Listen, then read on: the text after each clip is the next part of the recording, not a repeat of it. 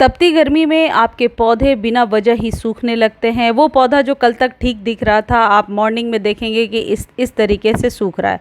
हालांकि केयर करने के बाद आप अपने पौधे को वापस जिंदा भी कर सकते हैं, लेकिन प्रॉपर केयर आपको मालूम होना चाहिए।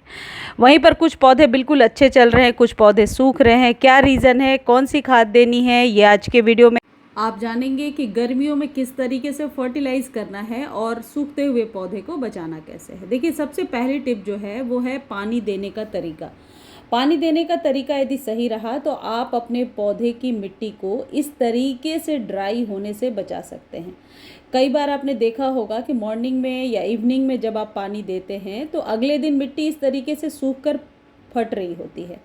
तो ये वो पौधे जो लीफ वाले हैं, सिर्फ पत्तियों वाले पौधे हैं, उनके साथ तो चलेगा, लेकिन गर्मियों में हमें फ्लावरिंग भी लेनी होती है। ऐसे बहुत सारे पौधे हैं जो गर्मियों में ही फूल देते हैं, उन पौधों के साथ ये फॉर्मूला काम नहीं करेगा। तो आपको क्या करना है, आपको मॉर्निंग में 8 बजे के पहले ही अपने पौधे को पानी देना है। मॉर्निंग में यदि आप पौधे को पानी दे देंगे तो बहुत हद तक आपका पौधा इस हीट वेव को या गर्मी को झेल पाएगा। 50 to 60% वो खुद ही सरवाइव कर लेगा। ये जो पानी देना इसलिए भी ज़रूरी है क्योंकि पत्तियां यदि मुड़ रही हैं, सिकुड़ रही हैं, पीली हो रही हैं, या फिर ये फूलों वाले पौधे जो कि पानी के अभाव में कलियां झड़ जाएंगी, ये सारी प्रॉब्लम से आप छुटकारा पाएंगे। यदि मॉर्निंग में पानी दे देते हैं तो वो पौधा जो है वो फ्लावरिंग भी करेगा। जिन पौधों पर कलियां बनी हैं, पत्तियां पीली नहीं होंगी, पत्तियां मुड़ेंगी नहीं। और मॉर्निंग में जब आप पानी दे रहे हैं, इस बात का विशेष ध्यान रखिए कि पत्तों को धोते हुए अच्छे से पानी दीजिए, ताकि गमले के नीचे जो प्लेट लगी हुई है उसमें पानी जमा हो जाए।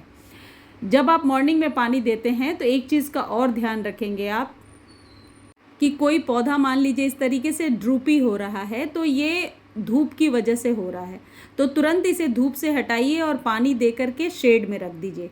अब दूसरी जो सबसे इम्पॉर्टेंट टिप है वो ये कि यदि कोई पौधा एकदम सूख रहा है, सारी पत्तियों को गिरा चुका है, पतली सी डंडी रह गई है, तो आपको क्या करना होगा, पहले उसको स्टेम के पास इस तरीके से खुरच के देखना होगा। खुरचने पे यदि अंदर से ग्रीन नज़र आता है तो उस पौधे को बचाया जा सकता है। जैसे इस पौधे को खुरच के मैंने देखा और फिर मिट्टी के ऊपर मैंने 1 चम्मच हल्दी से मल्चिंग कर दिया। अब हल्दी डालने से यदि चींटियाँ वगैरह हैं तो वो आपके पौधे पर नहीं आएंगी, और चींटियाँ रहती हैं जिस पौधे पर, उस पौधे पर ही कीड़े सबसे ज़्यादा लगते हैं। तो हल्दी डालने से आपके पौधे का प्रोटेक्शन होता है। हल्दी डालने के बाद पानी नहीं डालना है, मल्चिंग की तरह ऊपर से ही छिड़क के छोड़ देना है पूरे 24 घंटे के लिए। इस बात का आप ज़रूर ध्यान रखिए, 24 घंटे बाद पानी दें। अब सूखते हुए पौधे को बचाने के क्रम में जो दूसरा काम है आप करेंगे वो है चाय पत्ती का छिड़काव। ये आप अपने सभी प्रकार के पौधों पर कर सकते हैं, इंडोर पौधों पर भी कर सकते हैं, लेकिन चाय पत्ती जो यदि यूज टी लीफ आप इस्तेमाल कर रहे हैं तो वो बिल्कुल ड्राई होनी चाहिए, जो अभी मैं आपको दिखा रही हूँ। चाय पत्ती के इस्तेमाल से इस तरीके से मिट्टियाँ नहीं सूखेंगी और मिट्टी में भुरभुरापन रहेगा। कहने का मतलब बहुत वेल ड्रेन रहेगी सॉइल, और सॉइल में मॉइस्चर भी मेंटेन रहेगा। ये एक देसी तरीका है और हमेशा काम करता है। आपको करना क्या है, चाय बनने के बाद जो चाय पत्ती बचती है उसे अच्छे से धो लीजिए और सुखा लीजिए। आप चाहें तो फ्रेश टी लीफ का भी इस्तेमाल कर सकते हैं, लेकिन फ्रेश टी लीफ यदि आप नहीं इस्तेमाल करना चाहते हैं तो आप यूज़ टी लीफ 10 से 12 इंच का यदि कंटेनर है आपका तो 2 मुट्ठी के करीब आप डालेंगे। देखिए, कुछ इस तरीके से पहले मैं गमले की गुड़ाई कर रही हूँ। ये तीसरी इंपॉर्टेंट टिप समझ के आप रख लेना ज़रूर कि गुड़ाई बहुत ज़रूरी है। मिट्टी की एक लेयर ऊपर से नहीं जमी होनी चाहिए। गुड़ाई करते रहेंगे, एरिएशन जाता रहेगा नीचे जड़ों तक, और जो भी खाद आप देंगे वो आराम से जड़ों तक फैलेगा। देखिए, कुछ इस तरीके से 2 मुट्ठी ये यूज टी लीफ मैं डाल रही हूँ। इससे मल्चिंग हो जाएगी और ऊपरी सतह कभी भी बहुत ज़्यादा ड्राई नहीं होगी। इसको तुलसी जी के पौधे में भी डाल सकते हैं, सब प्रकार के पौधे में दे सकते हैं, चाहे वो इंडोर हो या आउटडोर हो। इस जगह पे यदि फ्रेश टी लीफ लेना है तो सिर्फ 1 चम्मच ही फ्रेश टी लीफ 12 इंच के कंटेनर में डालेंगे। इतना कुछ करने के बाद भी यदि सॉइल इस तरीके से मॉर्निंग में आपको ड्राई नज़र आ रही है तो फिर आपको इस पौधे में खाद देने की ज़रूरत है। देखिए, इतनी यदि ड्राई मिट्टी है तो आप समझ लीजिए कि मिट्टी में पोषक तत्वों की कमी है। तो जो फ्लावरिंग वाले पौधे जैसे मोगरा, हो गया या और भी चमेली, जितने भी पौधे, इक्ज़ोरा है, इन सब के फ्लावरिंग का समय है, तो ऐसी मिट्टी में फूल ले पाना मुश्किल हो जाता है। तो क्या कीजिए, हर वो पौधा जिससे आपको फ्लावरिंग लेनी है उसमें नीम खली का आप इस्तेमाल कीजिए। नीम खली 100% आपके पौधे को सूखने से बचाता है, मिट्टी को उपजाऊ बनाता है। देखिए इस तरीके से नीम खली लेकर के 2 मुट्ठी के करीब मैंने अपने चमेली के पौधे में डाला है, जो बहुत दिनों से आप देख रहे होंगे चमेली में फ्लावरिंग बहुत हो रही थी। जैसे आप ये वीडियो देखिए, इसमें लगातार फूल खिले और फिर फूलों का खिलना बंद हो गया। और ऐसा आपके हर उस फूलों वाले पौधे के साथ होगा जो लगातार फ्लावरिंग करता है, और उसके बाद यदि आप उसको प्रॉपर खाद नहीं देते हैं तो वो फ्लावरिंग नहीं करेगा। तो गर्मियों में ये पौधे सूखते नहीं हैं, बल्कि आप सही ध्यान रखेंगे तो बहुत ज़्यादा फूल ले पाएंगे, क्योंकि ये गर्मियों के ही, समर्स के ही फ्लावर्स हैं।